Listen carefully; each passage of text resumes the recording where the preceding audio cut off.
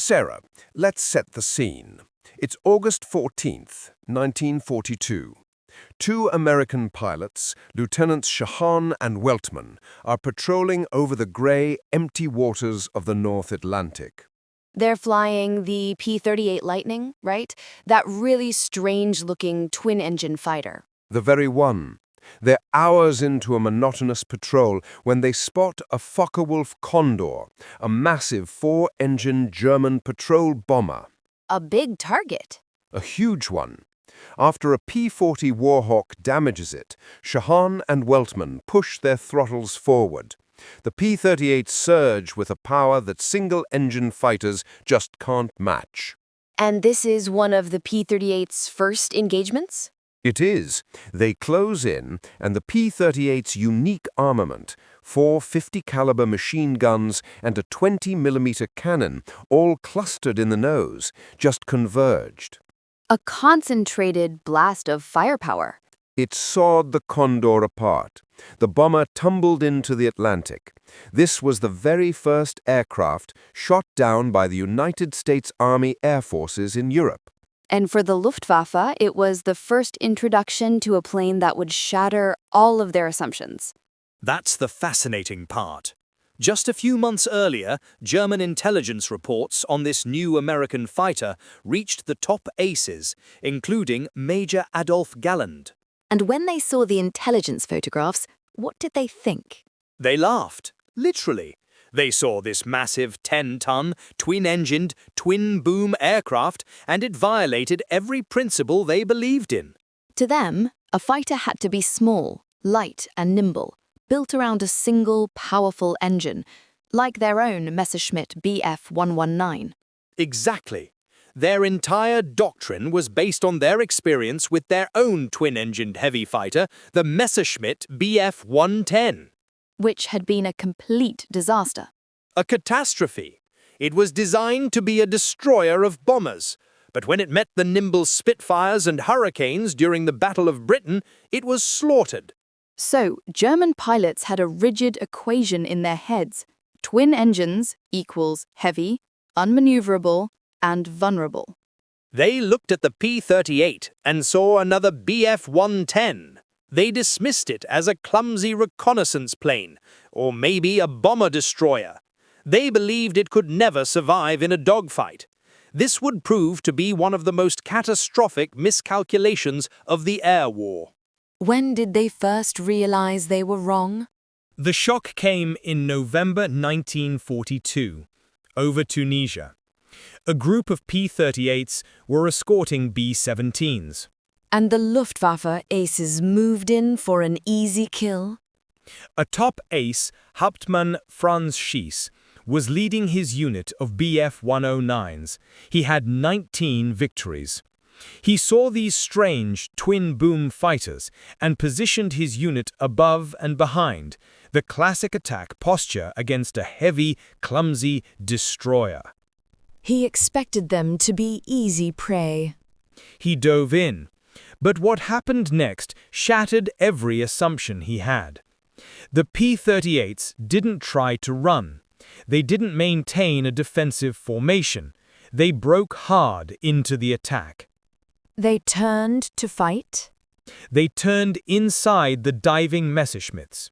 Schiess, in his nimble Bf 109, suddenly found himself looking not at the tail of a lumbering target, but at the nose of a P-38 that was pulling lead on him. And that nose was filled with guns. A buzzsaw. All that firepower concentrated on a single point with no need for the convergence you see in wing-mounted guns. A 1-second burst could tear a 109 in half. Schiess barely survived. 3 of his pilots did not. How could a 10-ton aircraft possibly outturn a Bf 109? It seems to defy physics. It defied German doctrine, that's for sure. The P-38, when flown correctly using its combat flaps, had a turning radius that was, to their horror, much smaller than the 109s at certain altitudes. And Franz Schiess, the ace who survived that first encounter. He learned his lesson. He would actually go on to become the Luftwaffe's top P-38 killer, with 17 victories against them. So he figured out its weaknesses. He did, but he never stopped respecting its strengths. He wrote after the war that the pilot who almost got him that day taught him a crucial lesson. Never, ever underestimate an enemy based on what you think their plane should be capable of. And this underestimation was universal, all because of their own failed experiment, the BF-110. Yes, the Battle of Britain had burned a lesson into their minds. They had withdrawn the BF-110 from daylight operations, relegating it to night fighting. In their minds, the case was closed. The Americans, they thought, were just making the same foolish mistake. But the P-38 wasn't a mistake.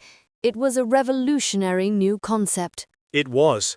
It was designed from a clean sheet of paper back in 1937 by a brilliant young engineer at Lockheed named Clarence Kelly Johnson.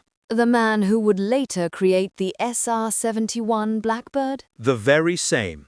He and his team were trying to meet an impossible Army Air Corps specification for a high-altitude interceptor.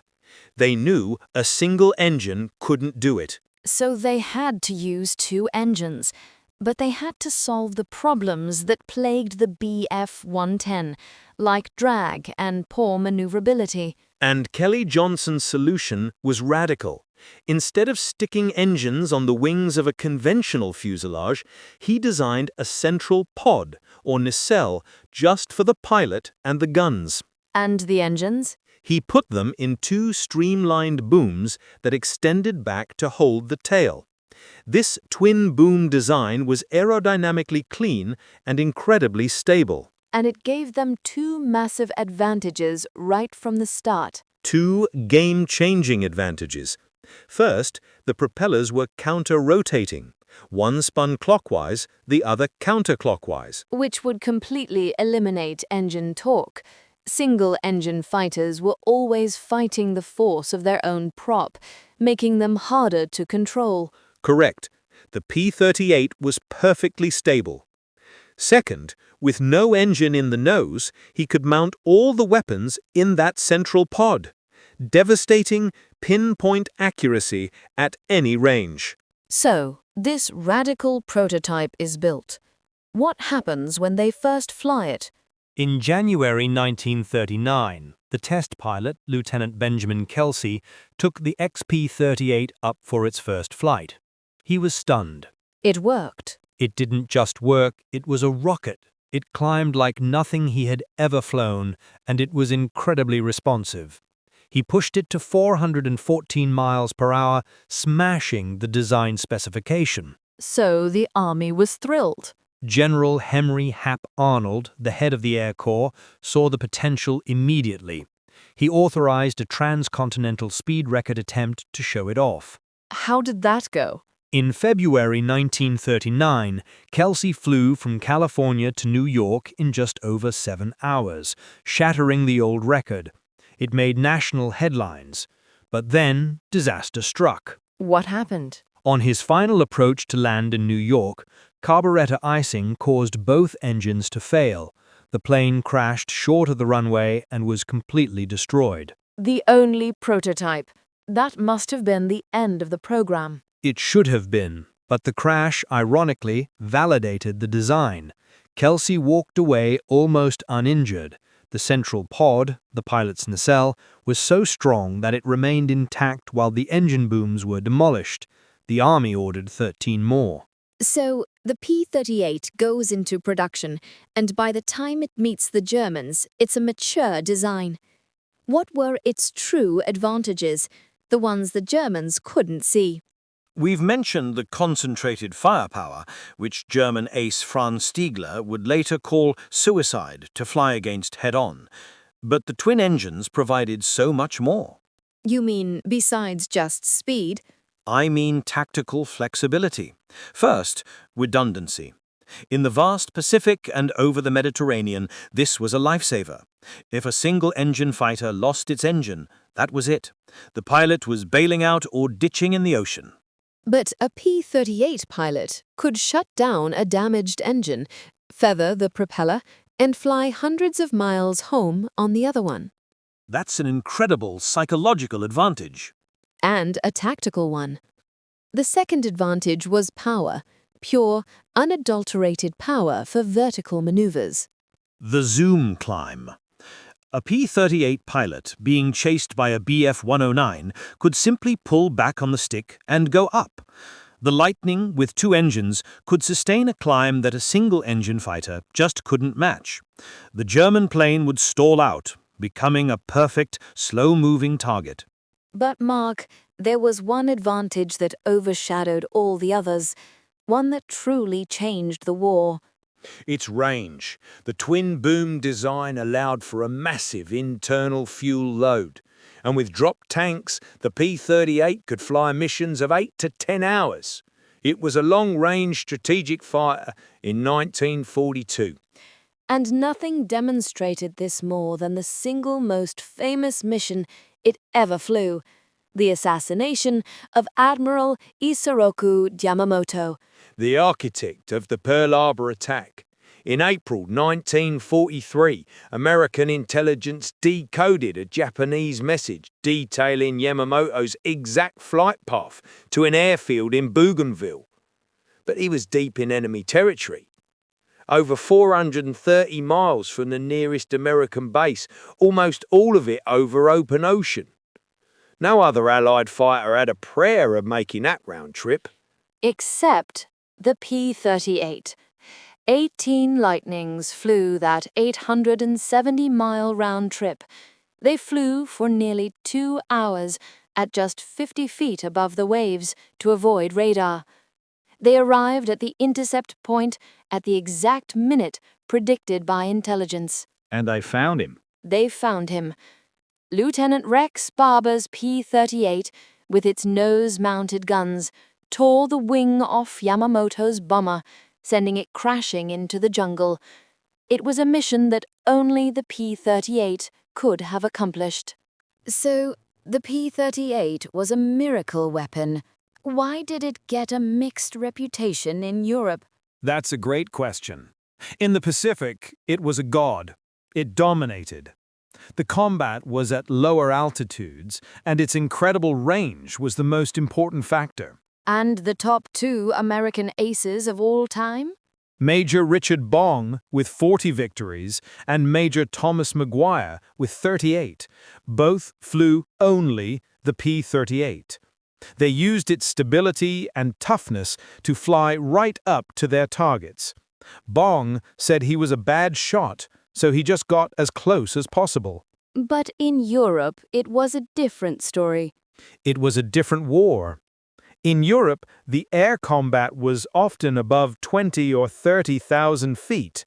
And the P-38's Allison engines, even with their turbos, just couldn't match the high-altitude performance of the P-51 Mustang's new Merlin engine.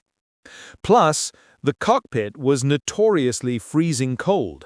The heaters were terrible. But the later model, the P-38J, fixed a lot of these problems. How so? It introduced hydraulically boosted ailerons, which dramatically improved its roll rate, and dive flaps, which fixed its high-speed compressibility issues. But by then, the P-51 was arriving in huge numbers and became the star of the European theater. So what was the final verdict from the German aces, the men who had to fight it? After the war, their testimony was clear. They admitted their initial dismissal was a terrible mistake. Johannes Steinhoff, the ace who once attacked 140 of them, had a surprising take. He called the P-38 the most dangerous Allied fighter he faced, more than the Spitfire, more than the Mustang. Why? Because of its versatility. He said a Mustang might shoot you down in a dogfight, but a P-38 could be anywhere at any time thanks to its range. It could absorb incredible damage, limp home on one engine, and be back to fight the next day. It was a strategic threat, not just a tactical one.